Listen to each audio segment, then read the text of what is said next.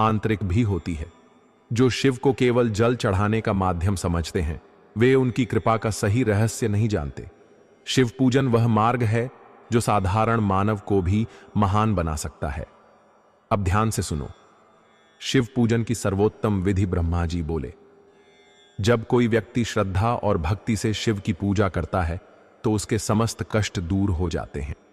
लेकिन इसकी सही विधि क्या है, यह बहुत कम लोग जानते हैं। शिवलिंग की स्थापना और पूजा। अगर कोई व्यक्ति अपने घर में शिवलिंग स्थापित करना चाहता है तो उसे ध्यान रखना चाहिए कि शुद्धता और भक्ति सबसे महत्वपूर्ण है। शिवलिंग को किसी भी प्रकार की अशुद्धता से बचाकर रखें। पूजन के समय मन पूरी तरह से शिव में लीन होना चाहिए। शिवलिंग का अभिषेक कैसे करें? ब्रह्मा जी आगे बोले। शिवलिंग का अभिषेक करने से मन और आत्मा दोनों की शुद्धि होती है। सबसे पहले शुद्ध जल से अभिषेक करें, फिर दूध, दही, घी, शहद और गंगा जल से स्नान कराएं। इसे पंचामृत स्नान कहा जाता है।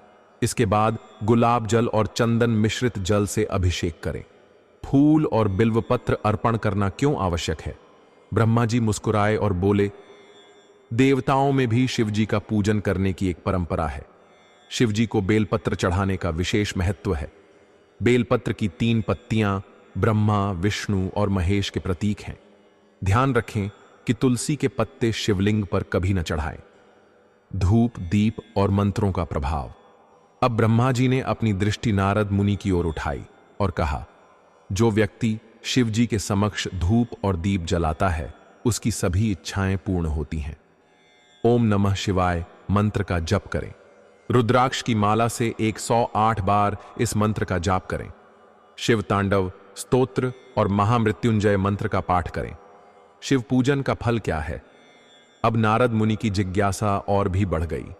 वे बोले, हे ब्रह्मदेव, यदि कोई व्यक्ति इस विधि से शिवजी की आराधना करता है तो उसे क्या फल मिलता है? ब्रह्मा जी बोले, जो व्यक्ति इस विधि से शिव पूजन करता है उसे इन फलों की प्राप्ति होती है। धन संपत्ति की वृद्धि होती है, रोग और कष्ट समाप्त हो जाते हैं, मन को शांति और जीवन को सफलता मिलती है। मृत्यु के बाद शिवलोक की प्राप्ति होती है। यह सुनकर नारद मुनि धन्य हो गए। उन्होंने ब्रह्मा जी को प्रणाम किया और बोले, हे ब्रह्मदेव, आपने मुझे आज वह ज्ञान दिया है जो समस्त संसार के लिए कल्याणकारी है। अब मैं इस रहस्य को पूरी दुनिया में सुनाऊंगा।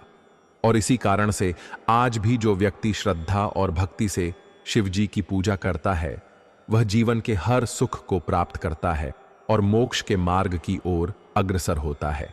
तो अब आप भी संकल्प लें कि इस विधि से शिवजी की पूजा करेंगे और अपने जीवन को शिवमय बनाएंगे। कथा 14।